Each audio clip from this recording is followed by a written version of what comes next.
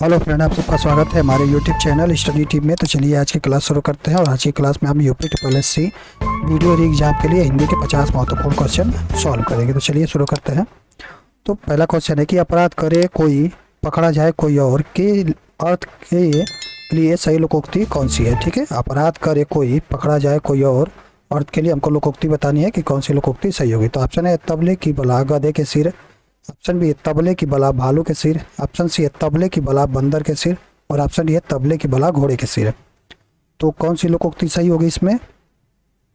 तो ये होगा तबले की बला बंदर के सिर। ठीक है, तबले की बला बंदर के सिर, ऑप्शन नंबर सी सही होगा। अगला क्वेश्चन है कि अन्न जल पद में समास है। ठीक है, हमको बताना है कि अन्न जल पद में कौन सा समास है। तो ऑप्शन ए अव्ययी भाव, ऑप्शन बी है द्विगु, ऑप्शन सी है कर्मधारय, और ऑप्शन डी है द्वंद्व। तो अन्न जल में कौन सा समास होगा? तो अन्न जल का अगर समास विग्रह करेंगे तो ये क्या होगा? इसका समास विग्रह होगा अन्न और जल। ठीक है, तो कौन सा समास हुआ ये? तो ये होगा हमारा कौन सा? द्वंद्व समास। ऑप्शन नंबर डी सही होगा। ठीक है, द्वंद्व समास में क्या होता है कि द्वंद्व समास का वह रूप है जिससे प्रथम और द्वितीय पद दोनों पद ही प्रधान होते हैं, उसे हम क्या बोलते हैं? द्वंद्व समास कहते हैं। समास का वह रूप जिसमें प्रथम पद और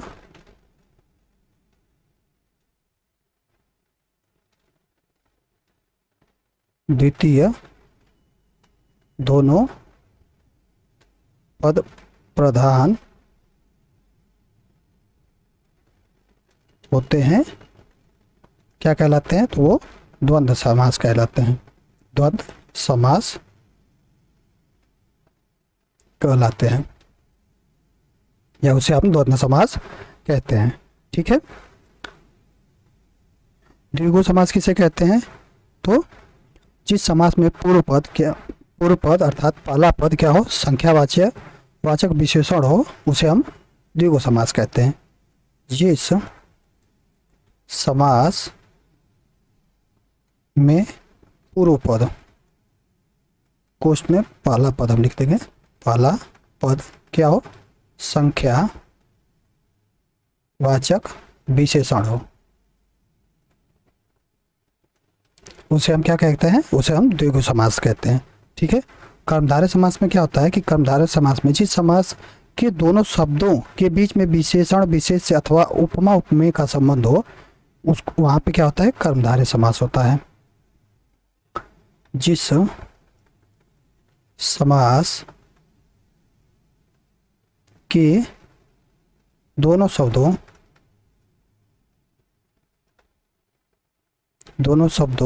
के बीच विशेषण विशेष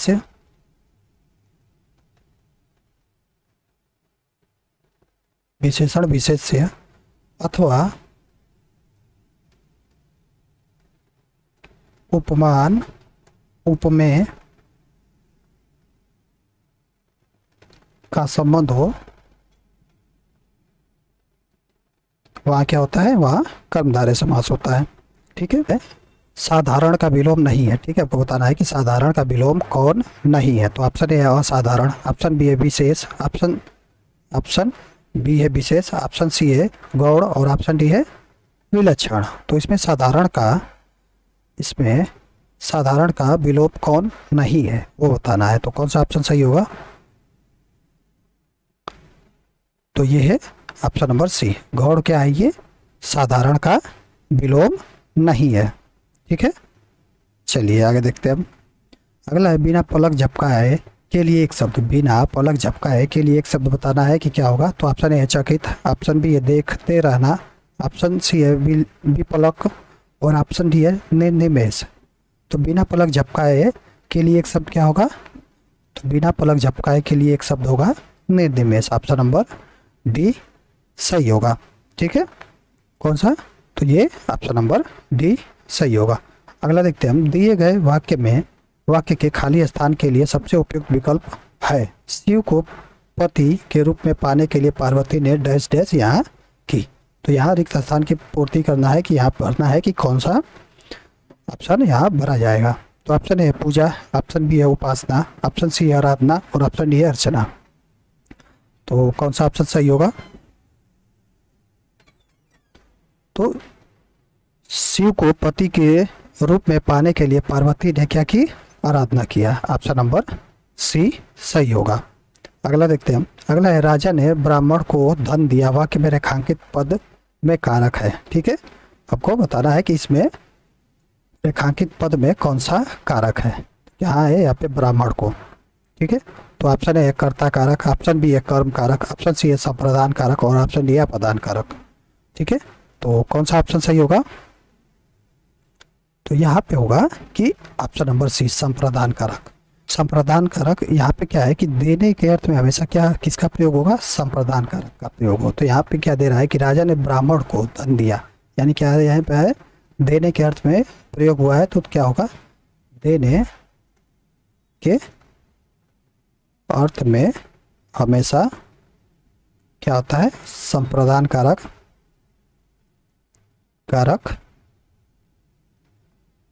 का प्रयोग होता है। ठीक है, देने के अर्थ में क्या होता है? तो संप्रदान कारक का प्रयोग होता है। ठीक है, चलिए अगला देखते हैं अब। अगला है निम्नलिखित में से शुद्ध शब्द है। ठीक है, शुद्ध शब्द बताना है कि इसमें वर्तनीय रूप से शुद्ध कौन सा है। तो ऑप्शन ए प्रणीत, ऑप्शन बी अध्ययन, ऑप्शन सी अनाधिकार और ऑप्शन डी अनुकूल। तो इसमें वर्तनीय रूप से शुद्ध कौन सा है? तो इसमें वर्तनीय रूप से शुद्ध है ऑप्शन नंबर ए प्रणीत। ठीक है, ये क्या है? वर्तनीय रूप से शुद्ध है। ठीक है, अध्ययन कैसे शुद्ध लिखा जाता है? तो अध्ययन लिखा जाता है अध्ययन होता है। ठीक है, और अनाधिकार नहीं होता है, अनअधिकार होता है, अनधिकार होता है। ठीक है, अनुकूल न में बड़ा हो की मात्रा, न में छोटा हो की मात्रा और क में बड़ा हो की मात्रा होती है अनुकूल। ठीक है, चलिए अगला देखते हैं। अगला है समझदार का विलोम नहीं है। समझदार का विलोम नहीं है आपको बताना है। तो ऑप्शन ए है, ऑप्शन ए है यहाँ पे गूढ़ है, गूढ़। ऑप्शन बी है नासमझ, ऑप्शन सी है नादान और ऑप्शन डी है बेसमझ। तो समझदार का विलोम कौन नहीं होगा? तो ये होगा ऑप्शन नंबर ए गूढ़। ये क्या है? समझदार का विलोम नहीं है। ठीक है, चलिए अगला देखते हैं हम। अगला है दिए गए वाक्यांश के लिए उचित शब्द का चयन करें। ठीक है, अत्यंत सुंदर स्त्री। ठीक है, अत्यंत सुंदर स्त्री वाक्यांश के लिए हमको उचित शब्द बताना है। तो ऑप्शन ए है जितेंद्री, ऑप्शन बी अभिनेत्री, ऑप्शन सी है कुमारी और ऑप्शन डी है रूपसी। तो कौन सा ऑप्शन सही होगा इसमें? तो अत्यंत सुंदर स्त्री के लिए क्या होगा? रूपसी होगा। ऑप्शन नंबर डी सही होगा। ठीक है, ऑप्शन नंबर डी सही होगा, रूपसी। जितेंद्री क्या होता है? तो जिसने अपनी इंद्रियों को जीत लिया हो उसे हम क्या कहते हैं? जितेंद्री। जिसने अपनी इंद्रियों को जीत लिया हो उसे हम जितेंद्री कहते हैं। ठीक है, अभिनेत्री किसे कहते हैं? तो वह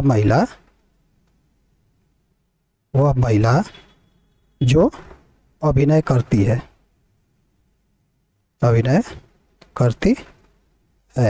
ठीक है, और कुमारी क्या है? वह लड़की जो अविवाहित हो, वह लड़की जो अविवाहित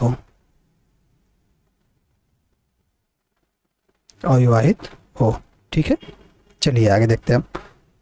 अगला है राम ने रोटी खाई, इस वाक्य की क्रिया क्या है? राम ने रोटी खाई, इस वाक्य की क्रिया बताना है कि इसमें क्रिया क्या है। तो ऑप्शन ए है राम, ऑप्शन बी है ने, ऑप्शन सी है रोटी और ऑप्शन डी है खाई। तो कौन सा ऑप्शन सही होगा इसमें? तो राम ने रोटी खाई, इसमें क्या है? खाई क्या है? ये क्रिया है। ऑप्शन नंबर डी हमारा सही होगा। ठीक है, ऑप्शन नंबर डी सही होगा। अगला है दिए गए वाक्य के खाली स्थान के लिए सबसे उपयुक्त विकल्प है। ठीक है, उमेश की डैश डैश है कि वैशाख से पहले ही उसका लग्न हो जाएगा। ठीक है, यहाँ पे हमको भरना है कि यहाँ पे उचित शब्द क्या भरा जाएगा। तो ऑप्शन ए अभिलाषा, ऑप्शन बी इच्छा, ऑप्शन सी आवश्यकता और ऑप्शन डी आकांक्षा।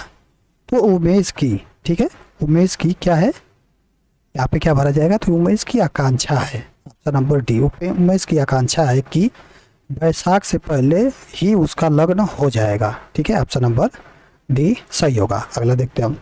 अगला है चोर का पर्यायवाची है। चोर का पर्यायवाची बताना है कि चोर का पर्यायवाची क्या होगा। तो ऑप्शन ए है रासव, ऑप्शन बी है खनक, ऑप्शन सी है अनुचर और ऑप्शन डी है कनक। तो कौन सा ऑप्शन सही होगा इसमें, तो चोर का पर्यायवाची होगा खनक। क्या है, चोर का पर्यायवाची है। ऑप्शन नंबर बी सही होगा।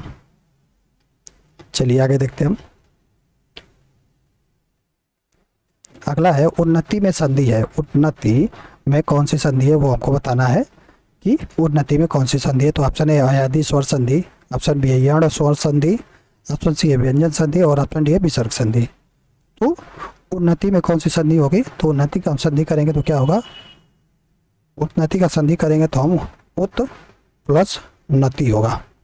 ठीक है, क्या होगा, उत प्लस उन्नति। तो ये कौन सी संधि हो जाएगी, तो ये होगी व्यंजन संधि। ऑप्शन नंबर सी सही होगा। चलिए आगे देखते हैं हम।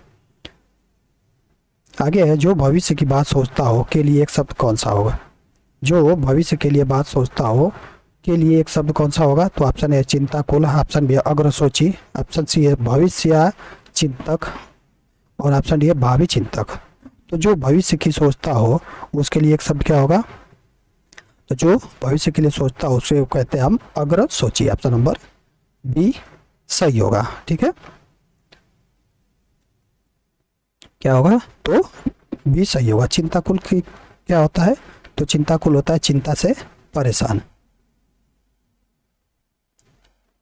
चिंता से परेशान। ठीक है, चलिए आगे देखते हैं हम।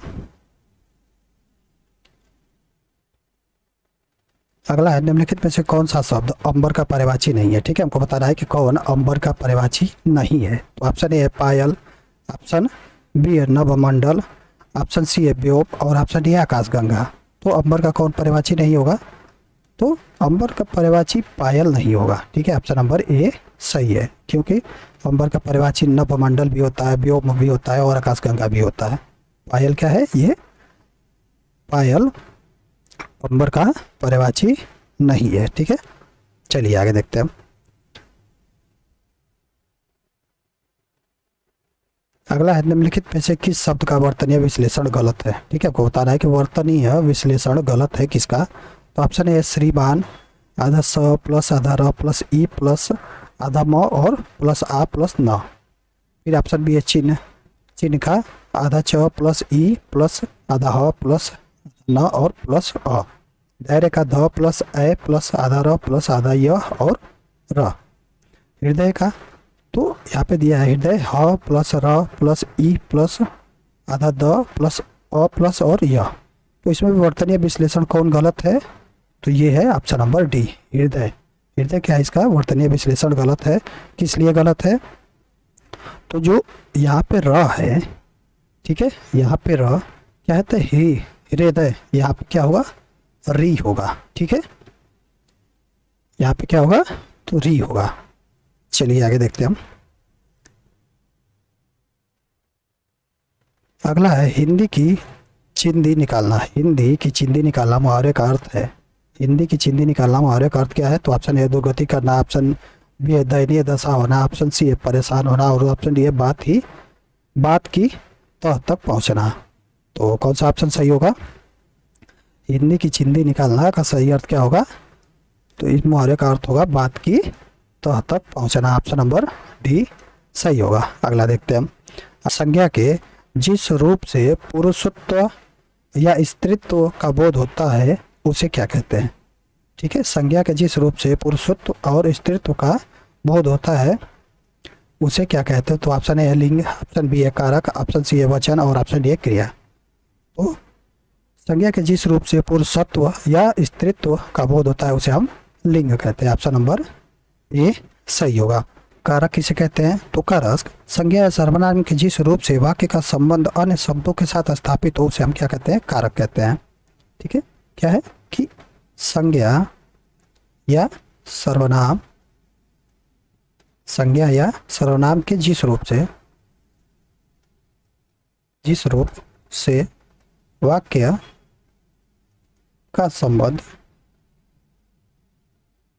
का संबंध अन्य शब्दों के साथ स्थापित हो उसे हम कारक कहते हैं।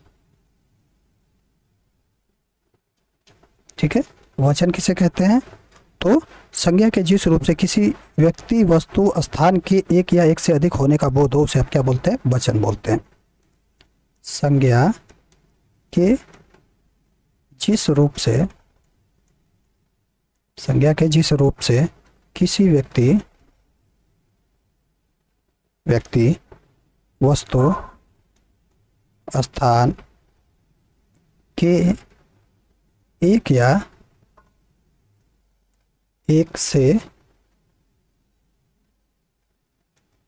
एक से अधिक होने का बोध हो उसे आप वचन कहते हैं। ठीक है, उसे हम वचन कहते हैं। हिंदी में वचन कितने प्रकार के होते हैं? तो हिंदी में ये 2 प्रकार के होते हैं, एक वचन और दूसरा, पहला एक वचन और दूसरा है बहुवचन। ठीक है, दूसरा क्या है? तो दूसरा बहुवचन है। क्रिया किसे कहते हैं? तो क्रिया जिस शब्द से किसी काम के करने या होने का बोध हो उसे क्या कहते हैं? क्रिया कहते हैं। जिस शब्द से किसी काम के करने या होने का बोध हो उसे क्या बोलते हैं? उसे हम क्रिया कहते हैं। ठीक है, चलिए आगे देखते हैं। अगला है स्त्रीबोधक प्रत्यय से निर्मित शब्द नहीं है। ठीक है, आपको बताना है कि स्त्रीबोधक प्रत्यय से निर्मित कौन सा शब्द नहीं है। तो ऑप्शन ए है लेखिका, ऑप्शन बी है पड़ोसिन, ऑप्शन सी है बहनोई और ऑप्शन डी है बहुधीय। कौन सा ऑप्शन सही होगा इसमें? तो इसमें क्या है कि स्त्रीबोधक प्रत्यय से निर्मित क्या है? नहीं है, तो वो है बहुधीय। ये क्या है? स्त्रीबोधक प्रत्यय से निर्मित नहीं है। ठीक है, अगला है हीनता, अनादर और पतन को दर्शाने वाला उपसर्ग है। हीनता, अनादर और पतन को दर्शाने वाला उपसर्ग कौन सा है? तो ऑप्शन ए है अनु, ऑप्शन बी है अधि, ऑप्शन सी है अ और ऑप्शन डी है नी। तो कौन सा ऑप्शन सही होगा इसमें? तो हीनता, अनादर और पतन को दर्शाने वाला उपसर्ग है अ। ठीक है, अ क्या है? हीनता, अनादर और पतन को दर्शाने वाला उपसर्ग है। चलिए आगे देखते हैं हम। अगला क्वेश्चन है कि उपरोक्त गद्यांश के आधार पर निम्न प्रश्न के उत्तर दीजिए। ठीक है, ये गद्यांश पढ़ना है और गद्यांश का इसका उत्तर देना है। तो गद्यांश का उचित शीर्षक बताना है हमको कि इस गद्यांश का उचित शीर्षक क्या है। तो चलिए गद्यांश पढ़ लेते हैं। अनुशासन जीवन की प्रत्येक स्थिति में आवश्यकता है। अनुशासन जीवन की प्रत्येक स्थिति में आवश्यकता है। अनुशासन सैनिक जीवन की आत्मा है। परिवार में सद्भाव बनाए रखने के लिए इसकी आवश्यकता पहले है। समाज और राष्ट्र में शांति और सद्भावपूर्ण संबंध बनाए रखने के लिए इसकी आवश्यकता भी है। ईश्वर की सृष्टि में यदि अनुशासन नहीं है तो अराजकता फैल जाएगी और यह विश्व तुरंत अस्त व्यस्त हो जाएगा। तो गद्यांश का उचित शीर्षक क्या है इसमें? तो इसमें गद्यांश का उचित शीर्षक क्या है? तो ये है अनुशासन। ऑप्शन नंबर ए सही होगा। चलिए आगे देखते हैं। अगला है विभिन्न प्रकार के सरकारी नियमों, आदेशों, घोषणाओं को तथा राजपत्रित अधिकारियों के तबादले, नियुक्तियों, छुट्टी पर जाने की सूचना को राजपत्र पोस्ट गजट में प्रकाशित करके जनसाधारण तक पहुंचाने के लिए किसका प्रयोग किया जाता है? ठीक है, तो ऑप्शन ए अधिसूचना, ऑप्शन बी है पृष्ठांकन, ऑप्शन सी है अनुस्मारक और ऑप्शन डी है ज्ञापन। तो कौन सा ऑप्शन सही होगा इसमें? तो उसे क्या बोलते हैं? उसे हम अधिसूचना बोलते हैं। ऑप्शन नंबर ए सही होगा। चलिए आगे देखते हैं। आगे दो अपरिचितों के आपसी पत्र व्यवहार के संबंध, आपसी पत्र व्यवहार में संबंध होगा। ठीक है, दो अपरिचितों के आपसी पत्र व्यवहार में संबंध होगा, वो हमको बताना है कि कौन सा होगा। तो ऑप्शन ए प्रिय मित्र, ऑप्शन बी है महोदय, ऑप्शन सी है श्रद्धेय महोदय और ऑप्शन डी है माननीय महोदय। तो कौन सा ऑप्शन सही होगा? तो दो अपरिचितों के आपसी पत्र व्यवहार में क्या होगा? संबंध होगा महोदय का। ऑप्शन नंबर बी सही होगा। आगे देखते हैं हम। आगे सामाजिक पत्र के अंतर्गत निम्नलिखित में से कौन सा पत्र आता है? ठीक है, सामाजिक पत्र के अंतर्गत निम्नलिखित में से कौन सा पत्र आता है? तो ऑप्शन ए है बधाई पत्र, ऑप्शन बी है पुस्तक मांगने हेतु पत्र, ऑप्शन सी है शुल्क माफ करने हेतु और ऑप्शन डी है इनमें से कोई नहीं। तो सामाजिक पत्र के अंतर्गत इनमें से एक कौन सा पत्र आता है? तो ये आएगा बधाई पत्र। ऑप्शन नंबर ए सही होगा। ठीक है, चलिए अगला है यदि किसी सरकारी ऑफिस में पत्र भेजा जा रहा है और उसकी कॉपी किसी अन्य ऑफिस में भेजी जा रही है तो उसे कहते हैं। ठीक है, तो ऑप्शन ए स्मरण पत्र, ऑप्शन बी है अनुमोदन पत्र, ऑप्शन सी है प्रतिलिपि और ऑप्शन डी है प्रतिवेदन। तो कौन सा ऑप्शन सही होगा? यदि किसी सरकारी ऑफिस में पत्र भेजा जा रहा है और उसकी कॉपी किसी अन्य ऑफिस में भेजी जा रही है तो उसे हम क्या बोलते हैं? उसे हम प्रतिलिपि बोलते हैं। ऑप्शन नंबर सी सही होगा। ठीक है, कौन सा ऑप्शन सही होगा? तो ऑप्शन नंबर सी सही होगा। अगला देखते हैं हम। अगला है संक्षेपण को आप क्या कह सकते हैं? संक्षेपण को आप क्या कह सकते हैं? तो ऑप्शन ए एक कहानी, ऑप्शन बी एक प्रकार का महाकाव्य, ऑप्शन सी एक प्रकार का मानसिक प्रशिक्षण और ऑप्शन डी है एक प्रकार का कृत्य। तो कौन सा ऑप्शन सही होगा इसमें? तो संक्षेपण को आप क्या कह सकते हैं? तो संक्षेपण को हम कहेंगे एक प्रकार का मानसिक प्रशिक्षण। ऑप्शन नंबर सी सही होगा। ठीक है, चलिए आगे देखते हैं। अगला है उत्पत्ति के अनुसार स्वरों के भेद। उत्पत्ति के अनुसार स्वरों के भेद बताना है कि कितने भेद होते हैं। तो ऑप्शन ए है मूल स्वर, ऑप्शन बी है संधि स्वर, ऑप्शन सी है ए और बी दोनों और ऑप्शन डी है इनमें से कोई नहीं। तो कौन सा ऑप्शन सही होगा इसमें? तो उत्पत्ति के अनुसार स्वरों के भेद कितने हुए हैं? तो उत्पत्ति के अनुसार स्वरों के मूल और संधि स्वर होते हैं। ऑप्शन नंबर सी हमारा सही होगा। अगला देखते हैं हम। संधि स्वरों का भेद है, संधि स्वरों का भेद है। तो ऑप्शन ए दीर्घ, ऑप्शन बी है संयुक्त, ऑप्शन सी है लघु और ऑप्शन डी है ए और बी दोनों। कौन सा ऑप्शन सही होगा? संधि स्वरों का भेद भेद भेद भेद है, भेद है। तो कौन सा ऑप्शन सही होगा? तो ये होगा दीर्घ और संयुक्त। Option number D. ठीक है, ऑप्शन नंबर ए और ऑप्शन नंबर बी दोनों सही है, तो ऑप्शन नंबर डी हमारा सही होगा। चलिए आगे देखते हैं हम। अगला है निम्नलिखित में से कौन सा शब्द पुल्लिंग है? ठीक है, वो बताना है कि कौन इसमें पुल्लिंग है। तो ऑप्शन ए है आशा, ऑप्शन बी है आज्ञा, ऑप्शन सी है गरिमा और ऑप्शन डी है सागर। तो कौन सा ऑप्शन सही होगा? इसमें पुल्लिंग कौन सा है? तो इसमें पुल्लिंग होगा सागर। ऑप्शन नंबर डी सही होगा। ठीक है, कौन सा ऑप्शन सही होगा? तो ऑप्शन नंबर डी सही होगा। सागर क्या है? पुल्लिंग शब्द है। चलिए अगला देखते हैं हम। अगला है कौन सा शब्द पुल्लिंग है? ठीक है, हमको बताना है कि इसमें कौन सा शब्द पुल्लिंग होगा। ठीक है, तो ऑप्शन ए है मंत्रण, ऑप्शन बी है सभा, ऑप्शन सी है मंडली और ऑप्शन डी है न्याय। तो इसमें पुल्लिंग कौन सा होगा? तो इसमें पुल्लिंग होगा ऑप्शन नंबर डी। न्याय क्या है? ये पुल्लिंग शब्द है। अगला देखते हैं हम। अगला निम्नलिखित में से कौन सा शब्द स्त्रीलिंग है? ठीक है, हमको बताना है कि स्त्रीलिंग शब्द इसमें से कौन सा है। तो ऑप्शन ए है उत्साह, ऑप्शन बी है चक्रव्यूह, ऑप्शन सी है मृत्यु और ऑप्शन डी है संकल्प। तो इसमें स्त्रीलिंग कौन सा होगा?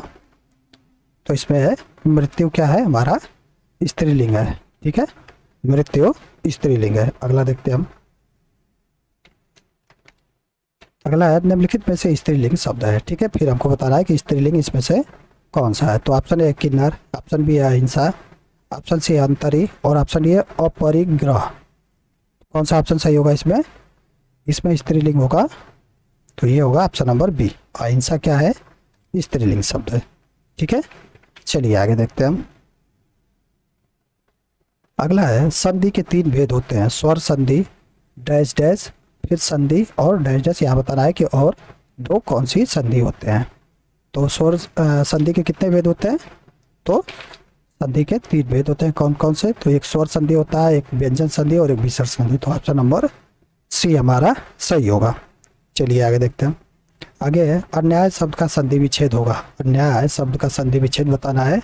तो ऑप्शन ए अ प्लस न्याय, ऑप्शन बी अन्य प्लस अन्य, ऑप्शन सी अन्न प्लस यान्य और ऑप्शन डी है अन्याय प्लस अन्याय। तो अन्याय का सही संधि विच्छेद क्या होगा? तो अन्याय का सही संधि विच्छेद होगा अन्य प्लस अन्य। ऑप्शन नंबर बी सही होगा। मतैव्य किस संधि का उदाहरण है? मतैव्य किस संधि का उदाहरण है? तो ऑप्शन ए है गुण संधि, ऑप्शन बी है यण संधि, ऑप्शन सी है वृद्धि संधि और ऑप्शन डी है व्यंजन संधि। तो कौन सा ऑप्शन सही होगा? मतैव्य किस संधि का उदाहरण है? तो ये है हमारा वृद्धि संधि का। Option number D option number C सही होगा। अगला देखते हैं हम। अगला है इति प्लस आदि इत्यादि में कौन सी संधि है? इति प्लस आदि इत्यादि में कौन सी संधि है हमको बताना है। तो ऑप्शन ए है यण संधि, ऑप्शन बी है दीर्घ संधि, ऑप्शन सी है गुण संधि और ऑप्शन डी है अयादि संधि। तो कौन सा ऑप्शन सही होगा इसमें? तो इसमें है यण संधि। ऑप्शन नंबर ए सही होगा। ठीक है, ऑप्शन नंबर ए सही होगा। अगला देखते हैं हम। अगला है प्रतिमान में समास है। प्रतिमान में कौन सा समास है वो बताना है। तो ऑप्शन ए तत्पुरुष, ऑप्शन बी है व्यय भाव, ऑप्शन सी है इंद्र और ऑप्शन डी है यहाँ पे इंद्र नहीं है, ये द्वंद्व है, द्वंद्व है और ऑप्शन डी है द्विगु। तो कौन सा ऑप्शन सही होगा? तो प्रतिमान में कौन सा समास होगा? तो प्रतिमान में समास होगा अव्ययी भाव। ऑप्शन नंबर बी सही होगा। अगला देखते हैं हम। अगला है काली मिर्च शब्द में कौन सा समास है? काली मिर्च शब्द में कौन सा समास है हमको बताना है। तो ऑप्शन ए है द्वंद्व समास, ऑप्शन बी है कर्मधारय समास, ऑप्शन सी है व्यय भाव समास और ऑप्शन डी है बहुव्रीहि समास। तो काली मिर्च में कौन सा समास होगा? तो काली मिर्च में होगा कर्मधारय समास। ऑप्शन नंबर बी सही होगा। आगे देखते हैं हम। आगे है अपहरण में उपसर्ग है। अपहरण में उपसर्ग बताना है कि इसमें उपसर्ग क्या है। तो ऑप्शन ए है हरण, ऑप्शन बी है अ, ऑप्शन सी है रण और ऑप्शन डी है अप। तो अपहरण में कौन सा उपसर्ग होगा? तो अपहरण में होगा हमारा अप उपसर्ग। ठीक है, ऑप्शन नंबर डी सही होगा। चलिए आगे देखते हैं हम। आगे है पराजय में उपसर्ग। पराजय में उपसर्ग बताना है कि कौन सा होगा। तो ऑप्शन ए है प, ऑप्शन बी है प, ऑप्शन सी है परा और ऑप्शन डी है जय। तो पराजय में कौन सा उपसर्ग होगा? तो पराजय में उपसर्ग होगा हमारा पराव। ठीक है, परा उपसर्ग लगा है इसमें पराजय में। चलिए आगे देखते हैं हम। आगे है जलनाद शब्द में कौन सा प्रत्यय है? जलनाद शब्द में हमको प्रत्यय बताना है। तो ऑप्शन ए है अन, ऑप्शन बी है अना, ऑप्शन सी है ना और ऑप्शन डी है आन। तो जलना में कौन सा प्रत्यय होगा? तो जलना में प्रत्यय होगा हमारा अना। ऑप्शन नंबर बी सही होगा। ठीक है, चलिए आगे देखते हैं हम। आगे कड़वाहट शब्द में प्रत्यय है। कड़वाहट में कौन सा प्रत्यय है हमको बताना है। तो ऑप्शन ए है हट, ऑप्शन बी है ट, ऑप्शन सी है आहट और ऑप्शन डी है आह। तो कड़वाहट में कौन सा प्रत्यय होगा? तो कड़वाहट में प्रत्यय होगा हमारा आहट। ऑप्शन नंबर सी हमारा सही होगा। आगे देखते हैं हम। आगे है निम्नलिखित शब्द में से तत्सम शब्द कौन सा है? ठीक है, तत्सम शब्द बताना है कि इसमें तत्सम शब्द कौन सा है। तो ऑप्शन ए है जत्था, ऑप्शन बी है तपसी, ऑप्शन सी है थोड़ा और ऑप्शन डी है अग्नि। तो इसमें तत्सम शब्द कौन सा होगा? तो इसमें तत्सम शब्द होगा हमारा अग्नि। ऑप्शन नंबर डी सही होगा। ठीक है, चलिए आगे देखते हैं हम। अगला है निम्नलिखित में से तद्भव शब्द अटारी का तत्सम रूप होगा। अटारी का तत्सम रूप हमको बताना है। तो ऑप्शन ए है अंटारिका, ऑप्शन बी है अटालिका, ऑप्शन सी है अट्टालिका और ऑप्शन डी है अट्टालिका। तो कौन सा होगा? तो अटारी का तत्सम रूप क्या होगा? तो अटारी का तत्सम रूप होगा अट्टालिका। ऑप्शन नंबर डी सही होगा। ठीक है, चलिए अगला देखते हैं हम। अगला है निम्नलिखित में से कौन सा शब्द विदेशज है। ठीक है, हमको विदेशज शब्द बताना है कि इसमें विदेशज शब्द कौन सा है। तो ऑप्शन ए है चश्मा, ऑप्शन बी है जूता, ऑप्शन सी है जीभ और ऑप्शन डी है वायु। तो इसमें विदेशज शब्द कौन सा होगा? तो इसमें विदेशज शब्द होगा चश्मा। ऑप्शन नंबर ए सही होगा। ठीक है, कौन सा? तो ऑप्शन नंबर ए सही होगा। अगला देखते हैं हम। अगला है लहर किस प्रकार की संज्ञा है। लहर किस प्रकार की संज्ञा है? तो ऑप्शन ए है समूहवाचक, ऑप्शन बी है जातिवाचक, ऑप्शन सी है भाववाचक और ऑप्शन डी है व्यक्तिवाचक। तो लहर किस प्रकार की संज्ञा है? तो लहर है क्या है? तो ये है जातिवाचक संज्ञा। ऑप्शन नंबर बी सही होगा। ठीक है, चलिए अगला देखते हैं। अगला निम्नलिखित निम्न में से भाववाचक संज्ञा है। ठीक है, भाववाचक संज्ञा बताना है। तो ऑप्शन ए है पराया, ऑप्शन बी है अपना, ऑप्शन सी है जागरण और ऑप्शन डी है सभ्य। तो इस पर भाववाचक संज्ञा क्या होगा? तो इसमें भाववाचक संज्ञा होगा जागरण। ऑप्शन नंबर सी सही होगा। चलिए आगे देखते हैं हम। आगे है हम ताजमहल देखने जाएंगे, रेखांकित पद है। ठीक है, हमको बताना है कि हम क्या है। तो ऑप्शन ए निजवाचक सर्वनाम, ऑप्शन बी है पुरुषवाचक सर्वनाम, ठीक है, ऑप्शन सी है निश्चयवाचक सर्वनाम और ऑप्शन डी है अनिश्चयवाचक सर्वनाम। तो कौन सा ऑप्शन सही होगा? हम क्या है? तो हम इसमें है, हम क्या होगा? तो हम होगा पुरुषवाचक सर्वनाम। ऑप्शन नंबर बी सही होगा। अगला देखते हैं हम। अगला है मुझे किस प्रकार का सर्वनाम है। मुझे किस प्रकार का सर्वनाम है हमको बताना है। तो ऑप्शन ए उत्तम पुरुष, ऑप्शन बी है मध्यम पुरुष, ऑप्शन सी है अन्य पुरुष और ऑप्शन डी है इनमें से कोई नहीं। तो मुझे किस प्रकार का सर्वनाम है? तो मुझे है ये उत्तम पुरुष सर्वनाम। ऑप्शन नंबर ए सही होगा। अगला देखते हैं हम। अगला है निम्न में विशेषण बताइए। ठीक है, विशेषण बताना है तो कौन सा होगा? तो ऑप्शन ए है क्षम्य, ऑप्शन बी है फेन, ऑप्शन सी है शिक्षा और ऑप्शन डी है ब्रह्म। तो इसमें विशेषण क्या होगा? तो इसमें विशेषण होगा हमारा, कौन सा ऑप्शन सही होगा? तो ये क्षम्य है, क्या है? ये विशेषण है। ठीक है, तो चलिए आज की इस वीडियो में इतना ही। अगर आपको वीडियो अच्छी लगी हो तो वीडियो को लाइक करिए और चैनल को सब्सक्राइब करिए।